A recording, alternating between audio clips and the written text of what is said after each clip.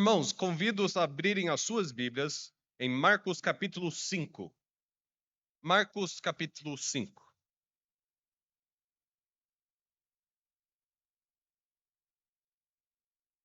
A nossa leitura será a partir do versículo 21.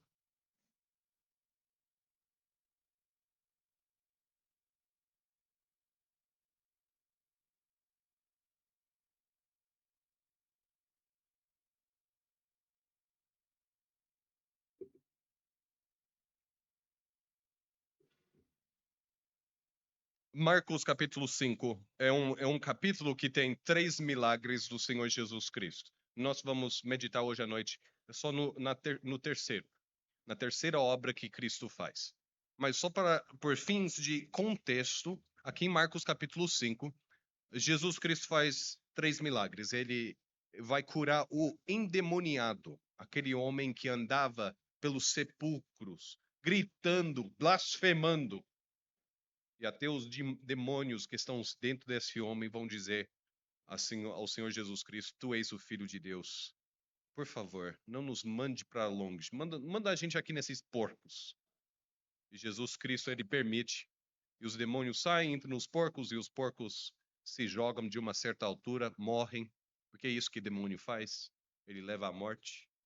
E o endemoniado, pela primeira vez na vida, está curado, está bem. E o povo daquela região, daquela cidade, quando fica sabendo disso, ao invés de celebrar que aquele homem que estava em tamanho sofrimento, eles vão dizer a Jesus: Olha, por favor, saia da nossa cidade. Porque ele se preocupa mais com os porcos do que o endemoniado. Atravessa-se então de barco. Do outro lado do mar, Jesus Cristo encontra com um irmão, um homem chamado Jairo. E é essa a nossa leitura em Marcos capítulo 5, versículo 21. Tendo Jesus voltado no barco para o outro lado, afluiu para ele grande multidão. E ele estava junto do mar. E eis que se chegou a ele um dos principais da sinagoga, chamado Jairo. E vendo-o, prostrou-se aos seus pés e insistentemente lhe suplicou: Minha filhinha está à morte. Vem, impõe as mãos sobre ela, para que seja salva e viverá. Jesus foi com ele. E enquanto Jesus está indo, acontece o segundo milagre aqui desse texto, que é o caso daquela mulher enferma, uma mulher rica. Aliás, era rica, ela gastou todo o seu dinheiro com uma certa enfermidade, diz o texto, gastou todos os seus bens com médicos, estava há 12 anos com essa enfermidade. E dinheiro não resolve tudo. Foi o caso dela. Não houve solução. Uma mulher que vinha sofrendo, diz o texto bíblico, no versículo 25, sofrendo de uma hemorragia. E ela vem e ela toca em Jesus. E é tanta gente ali ao redor, Jesus diz assim: Olha, quem tocou em mim? E a mulher fica constrangida, porque ela nem devia ter saído de casa. Na lei judaica, ela é o que a lei vai chamar de uma mulher impura. Ninguém pode nem relar nela. Mas ela sai de casa e com fé ela toca em Jesus. E ela vai dizer a Jesus: Foi eu. E Jesus vai confortá-la e dizer, ali no versículo 34, Filha, a tua fé te salvou, vai-te em paz. Ela foi curada e fica livre do teu mal, diz o Senhor Jesus Cristo. Até agora, 2 milagres. O endemoniado que andava no meio do sepulcro, a mulher enferma que estava há 12 anos lidando com esse sofrimento, contextos bastante diferentes. O endemoniado que andava pelo sepulcro tirando suas roupas, diz o texto bíblico que as pessoas tentavam algumas vezes prendê-lo, mas ele conseguia se fugir. Ele se machucava com pedras E aqui uma mulher que não se machucava, mas o seu corpo estava machucado. E ela não conseguia se curar. Cristo faz um milagre nas duas vidas. Mas tem a filha de Jairo. E o que acontece é, enquanto Cristo está fazendo esse segundo milagre, vem uma notícia bastante ruim, bastante difícil de ouvir. Isso no versículo 35. E falava Jesus ainda quando chegaram alguns da casa do chefe da sinagoga, a quem disseram: Tua filha já morreu, por que ainda incomodas o mestre? Que boa pergunta. Mas Jesus, sem acudir a tais palavras, disse ao chefe da sinagoga: Não temas, crê somente. Domingo passado, nós estudamos a respeito de Jesus Cristo aos seus 12 anos ensinando no templo. E agora, uns 18 anos depois, Cristo tem os seus 30 e tantos anos, ele no seu ministério público, ele é chamado por Jairo, por causa da filhinha dele. Marcos é muito sensível em anotar aqui no versículo 23, em citar as palavras de Jairo. Minha filhinha, ela também tem 12 anos. Minha filhinha está à morte. Vem, impõe as mãos sobre ela, para que seja salva e viverá. Os irmãos vão lembrar daquele centurião que tinha um servo enfermo. Ele chegou a Jesus e disse: Apenas diga as palavras que o meu servo vai ficar bem. E Jesus disse: Em todo Israel não vi tanta fé. Aqui um pouco diferente. Jairo diz: Eu preciso que você vá lá em casa. Tem que ser lá. Eu preciso que você coloque a sua mão na minha filha. E Jesus Cristo não vai repreender esse homem. Quem é esse homem? Jairo. O nome dele significa o iluminado, ou aquele que ilumina. E ele é um dos chefes da sinagoga. Então, irmãos, você tem no capítulo 5 o endemoniado e o chefe do sinagoga. Não existe um contraste maior. O chefe do sinagoga, ele era responsável por separar quem fazia a liturgia, quem trazia a leitura da lei de Deus. Aliás, era da responsabilidade dele cuidar da lei de de Deus. Os grandes escritos, ele era responsável por aí. Ele era também na sociedade tido como um homem com bastante sabedoria, um homem piedoso, um homem justo. Ou seja, de todas as pessoas, ou desses três pessoas, o endemoniado, a mulher enferma e Jairo, talvez os judeus pensariam: Jairo não precisa ir até Cristo.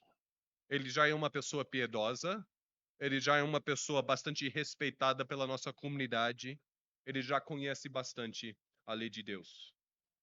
Mas esse homem está desesperado. A sua querida filha está a um passo da morte. Irmãos, a morte é uma realidade em todas as nossas vidas. E nós precisamos destacar isto. A morte é só uma questão de tempo, não é verdade? A nossa hora chega, o nosso momento chegará. Se não chegou ainda, é porque Deus ainda não permitiu que a gente venha a ter esse encontro com a morte. Mas esse pai, ele está sofrendo em agonia, que parece que chegou o momento da sua filha. Ele corre a Cristo.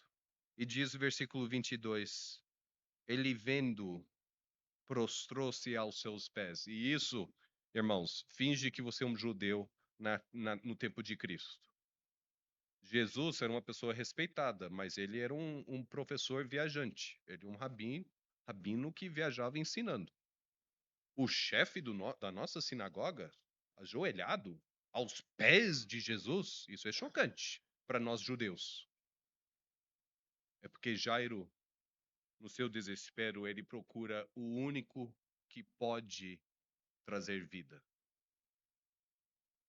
Mas falava Jesus ainda com aquela mulher enferma e vem a notícia que, olha, não deu tempo. Diz o versículo 35 que chegaram alguns da casa do chefe da sinagoga, a quem disseram: tua filha já morreu, porque ainda incomodas o mestre? Tua filha já morreu, porque ainda incomodas o professor, o rabino, o mestre? Que boa essa pergunta, e ao mesmo tempo que triste ela. Inclusive, irmãos, ao ler esse texto, eu acho que seria natural a gente se enxergar em Jairo, talvez. A gente já pula para essa aplicação. Se você tem uma grande necessidade, traga Cristo. E amém por isso. Se você tem uma grande necessidade, ou uma pequena necessidade, leva a Cristo. A gente se vê no papel, a gente se vê na pessoa de Jairo. Mas será que nós não somos os amigos de Jairo? Qual é a questão aqui? Os amigos de Jairo, ou aqueles da casa do Jairo, pode ser os servos da sua casa, eles entendem que só devemos incomodar o mestre enquanto a cura é possível aos olhos humanos. Eles entendem que quando algo não é mais possível para nós, também não é possível para Cristo. Jesus Cristo pode fazer uma grande obra dentro de uma categoria que nós chamamos de possível, mas na categoria impossível, Cristo não tem poder para fazer uma grande obra. Essas são as palavras daqueles da casa do Jairo. Não incomoda mais o mestre. A morte já venceu. A morte já teve a palavra final. Você acha o quê? Que o mestre pode ressuscitar alguém? E esse é o ponto do capítulo 5. Em vários níveis, Jesus Cristo ele está mostrando o seu poder, a sua voz soberana. Ele se mostra como Deus Todo-Poderoso perante os demônios, no início do capítulo 5. Ele se mostra poderoso sobre a doença que nenhum médico conseguiu sarar. Aqui também no capítulo 5. E agora ele se mostrará como rei e Deus Todo-Poderoso sobre a morte da filha do Jairo. Não há impossível que consiga ter uma palavra soberana sobre Jesus. Dito de outra maneira, Jesus Cristo é quem tem a voz soberana sobre o impossível.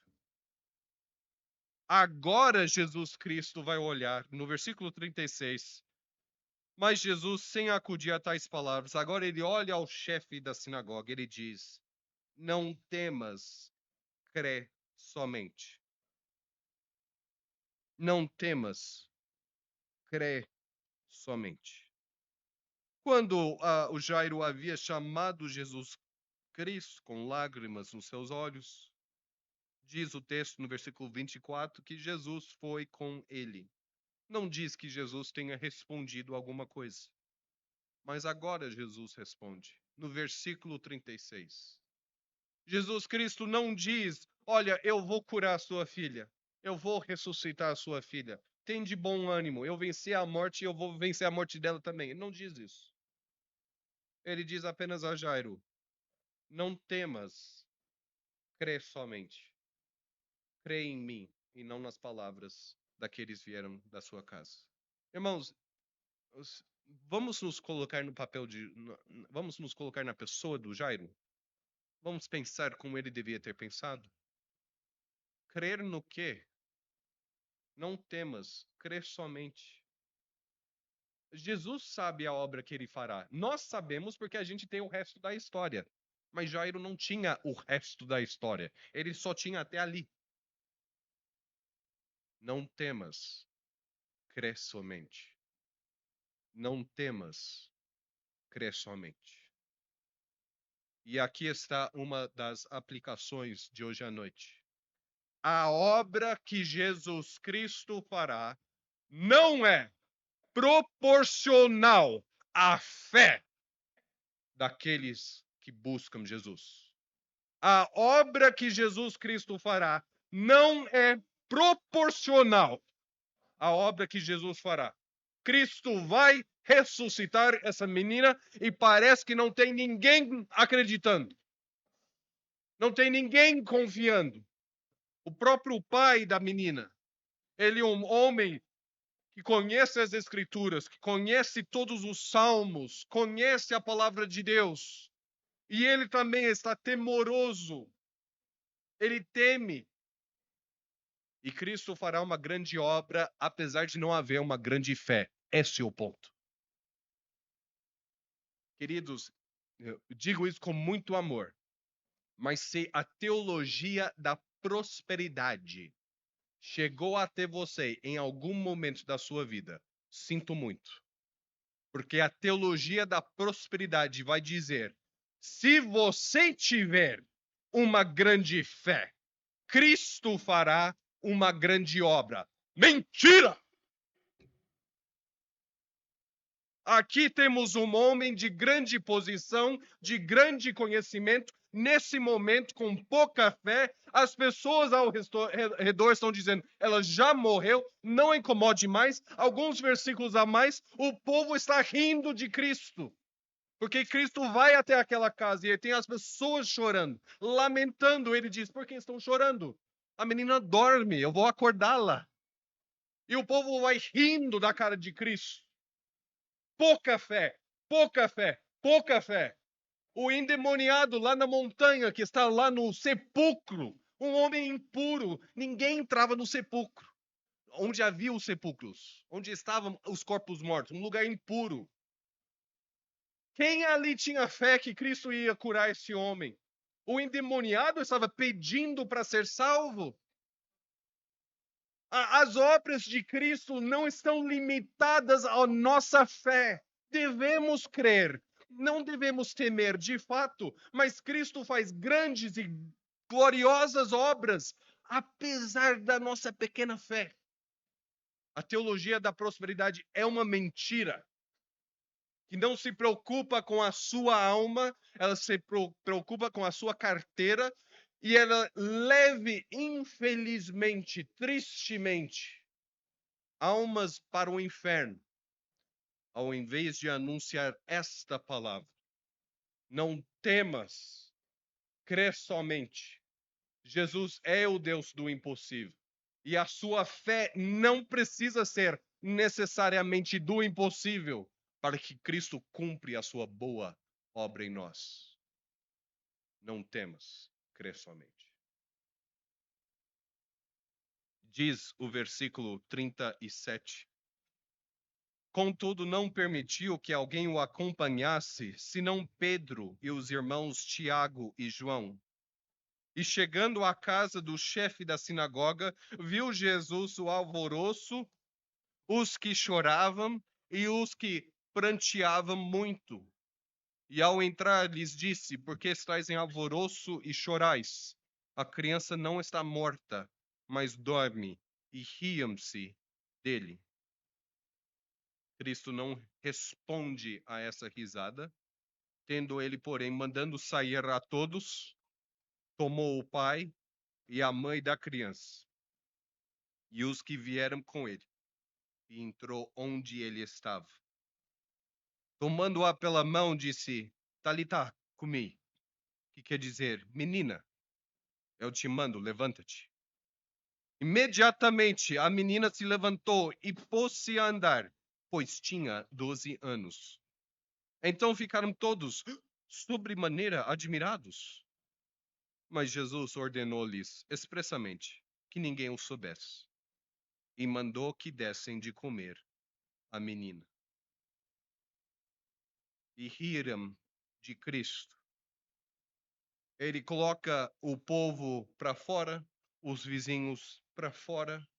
Havia naquele contexto alguns profissionais que você podia pagar para que eles pudessem chorar de uma maneira pública, chamando atenção para aquela morte, aquele lugar. Ele coloca todo mundo para fora. Ele chama o pai e a mãe. ele chama os seus discípulos, aqueles 3, e ele entra onde ela estava. E diz o versículo 41, que ele toma pela mão. Jairo havia dito: ó Senhor Jesus, se você apenas colocar a sua mão na minha filha. Jesus não coloca a mão nela, como toma ela pela mão.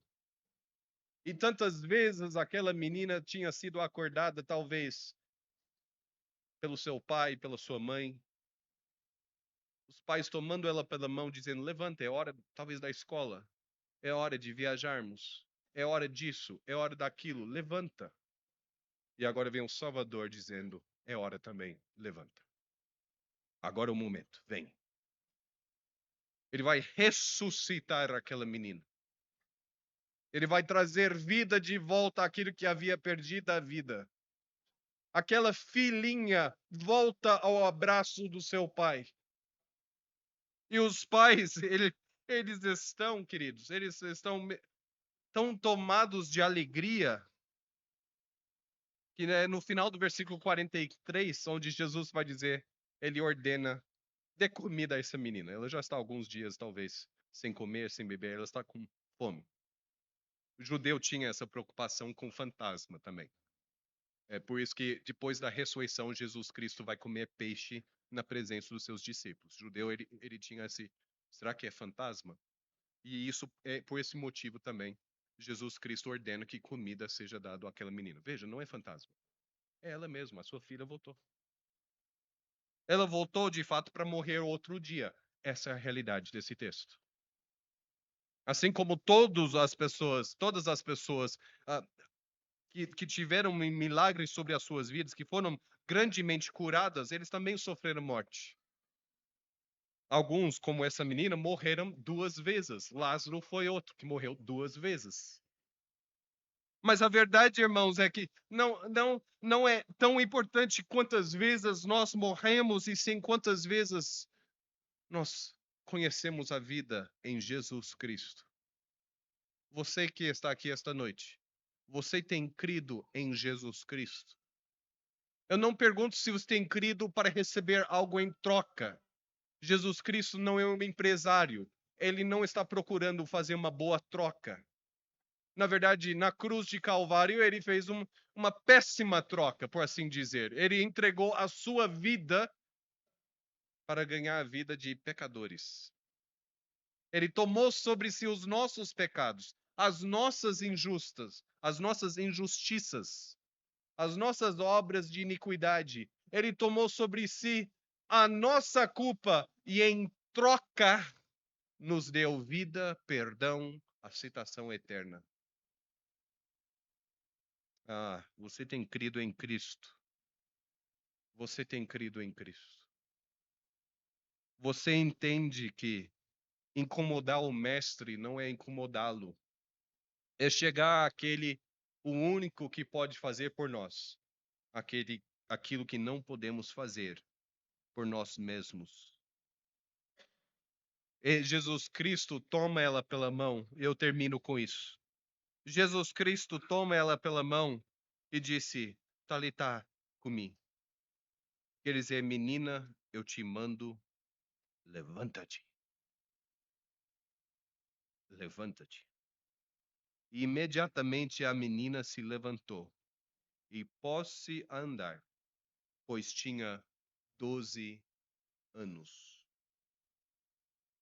Queridos, em alguns lugares da Bíblia, Jesus Cristo, ele permite que a gente afirme o contrário, para que a gente entenda melhor o milagre. Por exemplo, é interessante quando ali, aquela ocasião em que Moisés está falando com me fugiu agora a palavra, aquela madeira que eles têm nas suas mãos. Cajado, obrigado. Obrigado. E ele diz assim: o que você tem na sua mão? Cajado. E aí vira serpente. Mas por que ele pergunta o que você tem na sua mão? Para ele lembrar: tinha um cajado aqui. E agora virou cobra. Ele chama a nossa atenção para aquilo que era, para que a gente entenda, para que caia a ficha quando aquilo muda. A risada do povo é assim. Jesus Cristo deixou o povo rir. Deixa o povo entender que, de fato, ela estava morta. Ela estava tão morta que o povo riu quando Cristo disse assim: eu vou acordar essa menina. Deixa o povo primeiro ver, entender, compreender a realidade dessa morte, para que possa compreender melhor a realidade do milagre.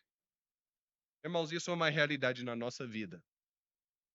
Às vezes, o nosso Senhor Jesus Cristo, na sua bondade, na sua santidade e no seu cuidado, permite que nós experimentamos momentos amargos, momentos solitários, momentos de dor.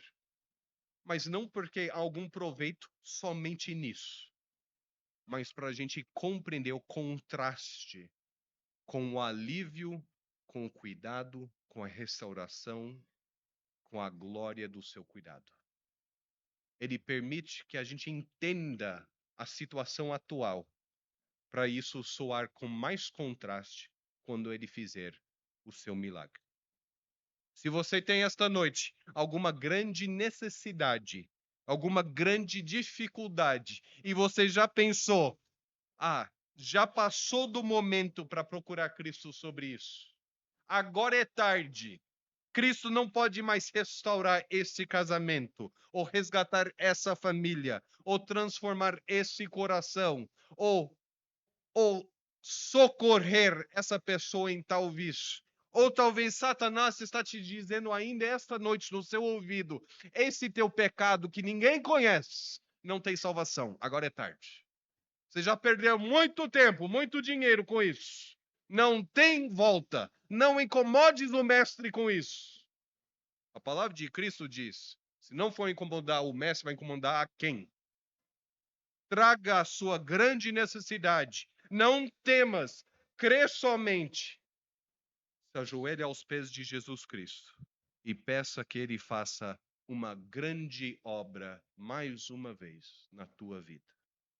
É Jesus Cristo que disse: dessas pedras consigo levantar filhos de Abraão. Dessas pedras consigo transformar essa pedra numa coração que pulsa. Dessas pedras eu consigo tirar sangue. É pouca coisa resgatar uma alma, salvar uma vida, restaurar um casamento, dar paz e graça a alguém em tribulação. Vamos levar as nossas necessidades de Cristo. Vamos ter o cuidado de não ser amigos de Jairo. Vamos ser aquelas pessoas como os discípulos que vão com Jesus para dentro da casa para presenciar o milagre, para depois dizer: vocês não estavam rindo do nosso mestre? Vocês não zombavam? Vocês não duvidavam? Eu sei, eu também. A minha fé também é fraca. Eu também sou um cristão fraco. Vamos juntos confiar em Jesus Cristo, aquele que tem poder para salvar o endemoniado, a mulher enferma e a filhinha querida de Jairo, com seus 12 anos. Obrigado, irmãos, pela sua atenção. Vamos orar? Senhor Deus Todo-Poderoso, obrigado por essa palavra. Obrigado por nos lembrar que o poder de Jesus Cristo não tem limites. O poder de Jesus Cristo não é limitado pelo possível. Tu governas sobre os céus e a terra, sobre a morte e a vida. Ensina-nos a não temer, mas crer somente. Somente. Somente. Proteja-nos da teologia da prosperidade.